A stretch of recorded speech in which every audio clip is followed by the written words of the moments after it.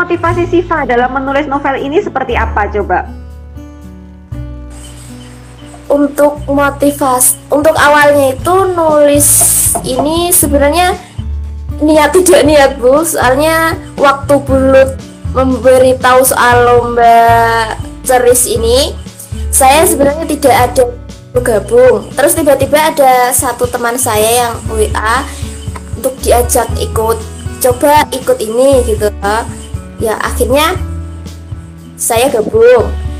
Terus untuk motivasi sendiri dari teman mengetik novel ini punya apa ya Bu namanya, dorongan, memberi semangat untuk saya untuk bisa menyelesaikan series ini. Jadi sebenarnya saya tidak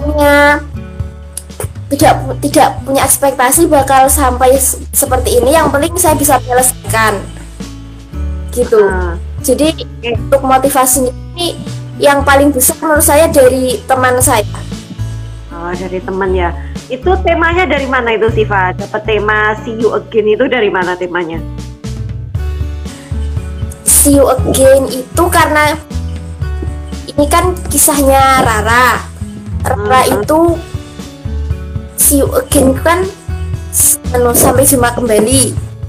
Ya, jadi ceritanya kan nanti Rara sama Rama ini punya hubungan, tapi secara kemudian kan endingnya harus meninggalkan gitu.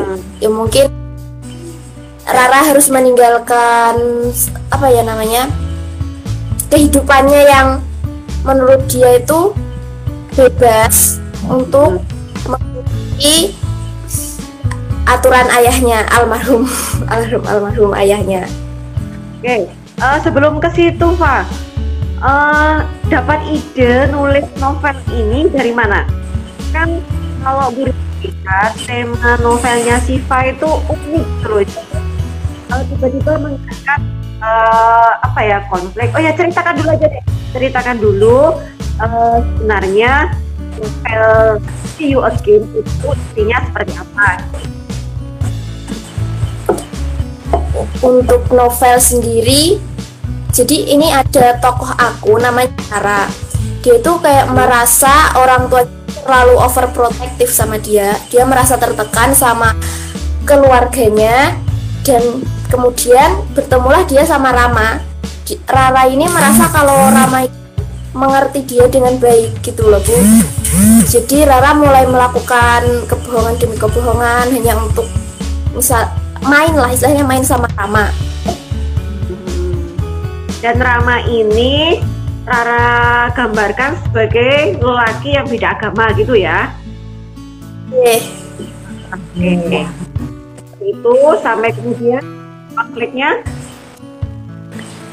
konfliknya Adit sebagai teman Rara ini tidak mendukung kedekatan Rara sama Rama.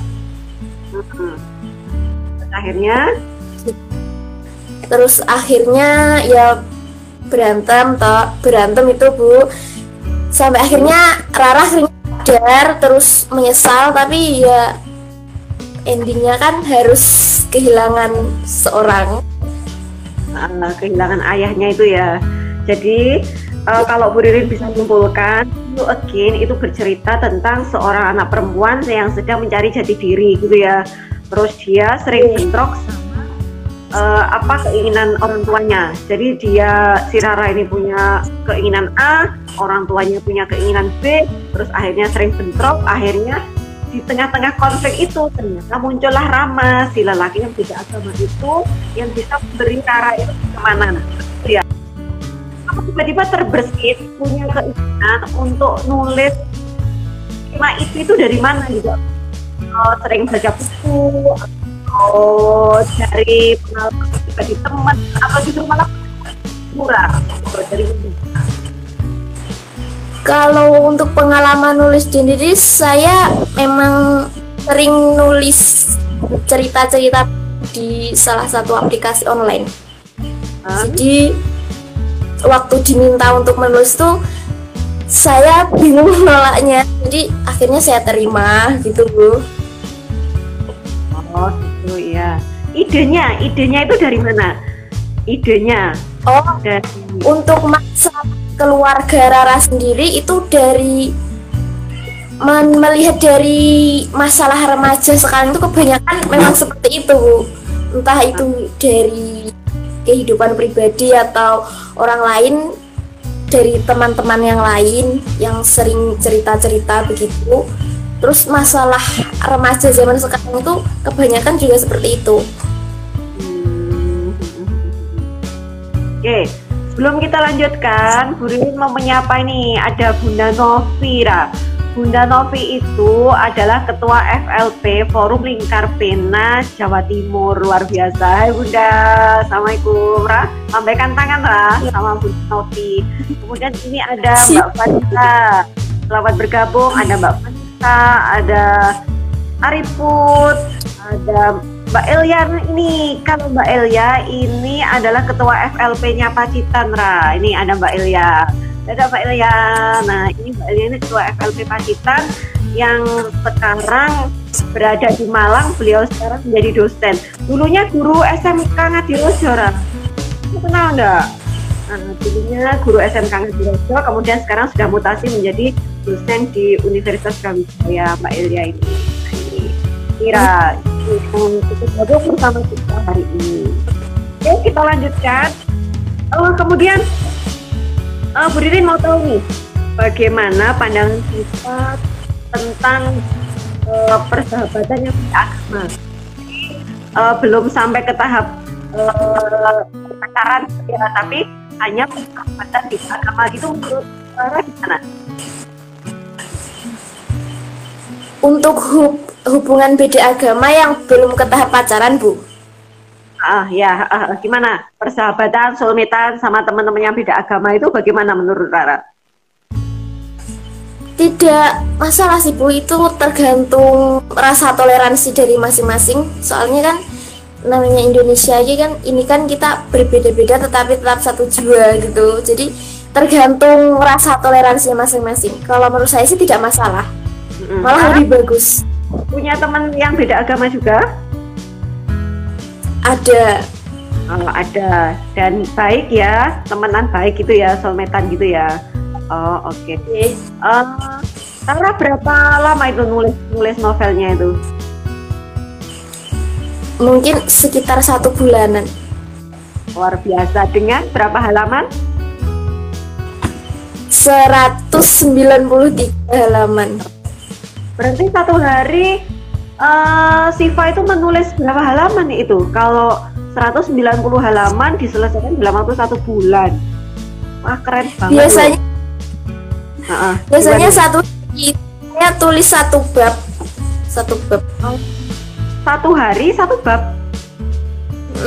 Iya, Bu. 1 bab itu ada 1.500-an kata. Oh, berarti 1 hari menulis 1.500 kata, sehingga ketika 1 bulan itu bisa menyelesaikan 198 halaman. Keren. Itu gimana Pak caramu untuk bisa tetap konsisten? Namanya menulis itu kan udah bosan-bosannya gitu kan. Nah, gimana caranya supaya kamu tetap fokus, tetap konsisten, nggak kehabisan ide? Gimana itu? Untuk ide itu saya ambil dari beberapa cerita-cerita saya yang saya simpan di draft tuh. Terus untuk konsisten itu saya ada prinsip bukan menulis di saat waktu luang, tapi meluangkan waktu untuk menulis. Keren ya. Sebenarnya saya tidak berharap banyak untuk kelanjutan naskah saya, tapi untuk yang membaca, untuk yang insya Allah yang membaca, semoga bisa mengedukasi, menginspirasi, bisa bermanfaat banyak. Gitu. Amin.